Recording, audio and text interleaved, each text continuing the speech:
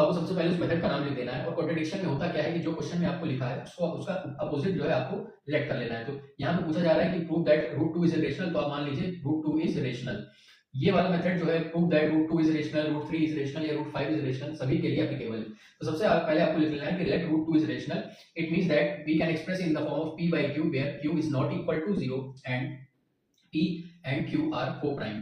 ये लाइन आपको अच्छे से याद कर लेनी है और इसी चीज को आपको वहां एग्जाम में मेंशन कर देना है क्या कि let root 2 is rational and p upon q के फॉर्म में हम इसको लिख सकते हैं where q is not equal to 0 and p and q will be co-prime number.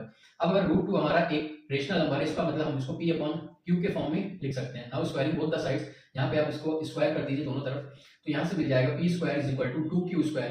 इसका मतलब अगर p स्क्वायर जो है वो 2q स्क्वायर के इक्वल है, इसका मतलब p इज डिविजिबल बाय 2। तो यहाँ पे आपको p को एज्यूम कर लेना है, अगर वो 2 से डिवाइड हो रहा है इट मींस वो p का ही कोई, तो वो 2 से डिवाइड हो जाएगा, it means that is multiple of 2। तो p is equal to 2x आप फिर इस इक्वेशन में पुट कर दीजिएगा, तो हो जाएगा p स्क्वायर की जगह 4x square, 4x square is equal to 2q square, और यहाँ से आपको मिल जाएगा कि q square is equal to 2x square.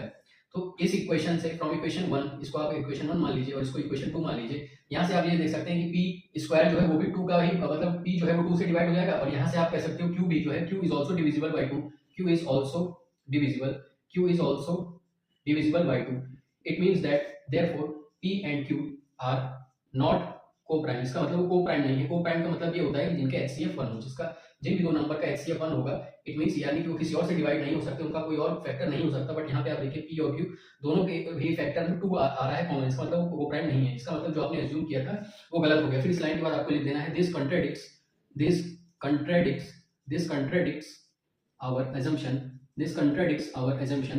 तो जो हमने माना था वो गलत हो गया, इसका मतलब जो क्वेश्चन कह रहा है वही सही है। therefore रूट 2 इज इरेशनल, यही लिख के आपको प्रूव लिख देना है।